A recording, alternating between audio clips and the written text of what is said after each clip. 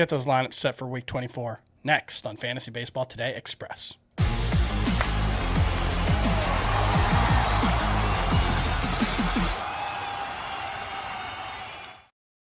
Welcome to FBT Express. I'm Chris Towers here with Scott White, and we are here to preview Week 24. And that means we got to find out who's playing how many games. 24 teams have 6 games on the schedule. That means, if you do the math, 6 of them have 7. They get that extra game. That's the White Sox, Guardians, Astros, Angels, Twins, and Rays. What about the Rockies? Well, they play all 6 games at Coors Field this week. So that's what we want to see. 3 against the Giants, 3 against the Padres. That's going to bode well for the Giants and Padres. They get to face the Rockies pitchers in Coors Field. We'll get to some hitters shortly. But first, Scott, let's talk some start or sit, some 2-start pitchers. And because 24 teams are only playing 6 games, not a ton of great 2-start pitcher options. And not a lot. There's that, and there's the fact that a lot of teams are going 6-man right now. Yeah, or at least appear to be going 6-man. So I feel like there's a little more guessing going on than usual. That's also part of the problem when we get into September, which I guess the first day of next week is September 1st. It is. You're going to have a lot of your job's about to get a lot more difficult, Scott, because these rotations are going to be juggling. Everyone's going to be in and out, and so there's going to be a lot to figure out. And that means you're going to have some tough 2-start sit decisions this week. Are we starting Spencer Strider? Really? He's at the Cubs versus the Mariners. I hate those matchups. Spencer Strider has not been good this season. He's especially been bad lately.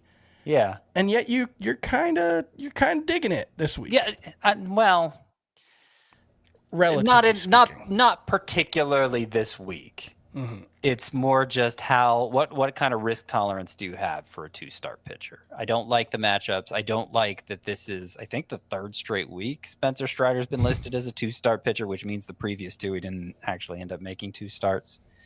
So kind of loosey with the football here. But he did show progress with his fastball in his previous start. Didn't get a lot of strikeouts, but got more whiffs on it. It had 2 additional inches of induced vertical break.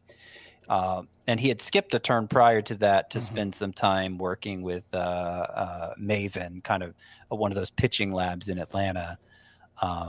So he seems to be getting to the bottom of the problem, which is fastball shape. And so, if you're protecting ERA and whip in a categories league, a roto league, I understand not starting Spencer Strider. But I think in any other situation, I would lean yes on him. It's the reward is worth the risk. Now, the one question I have there is Chris Sale is expected to return to the rotation this week. Yep. Are we accounting for that? I am and accounting. Still gets the okay. I am accounting for that. Yes, I assume Cal Quantrill is vacating the rotation. That would make sense. He got rocked 5-man on Thursday. Bailey Ober's got great matchups. He's been bad. Are we starting him? Because the matchups are so good and because the 2-start slate is so weak, yes. And Bailey Ober at 67% rostership, he actually meets the threshold for a sleeper pitcher, a streamer pitcher. All right, we've got Charlie Morton. He's got the Mets and White Sox, Sean Manaea, the Tigers and Reds, Shane Baz, the Mariners and Guardians, and Yusei Kikuchi, the Astros and Athletics.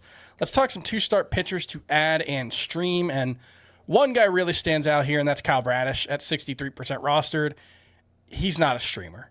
I don't think. He shouldn't be. No. I am shocked that he's so widely available still. As good as his first start back from the IL from Tommy John surgery was, as good as the rehab assignment was, as good as he was before getting hurt. 38 starts between 2023 and 2024. Bradish had 2.81 ERA, 105 WHIP, nearly 10 K per nine. Actually was 4th in Cy Young voting in 2023.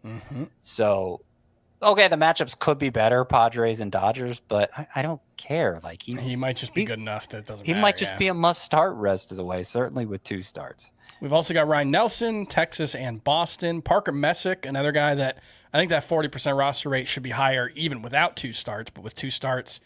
At Boston, at Tampa Bay, don't love the matchups, but I really like what we've seen from him so far. Hasn't and then Bailey Ober and Charlie Morton.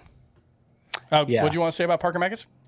Well, Parker Messick hasn't had a miss yet in his 3 starts since coming up, and the control has been a little bit better, little too good to believe. But I think with 2 starts coming up. You're not going to find much more promising than him. We mentioned Bailey Ober with the good matchups. Charlie Morton has at least one good matchup against the White Sox in his 2-start week and has been pretty reliable lately.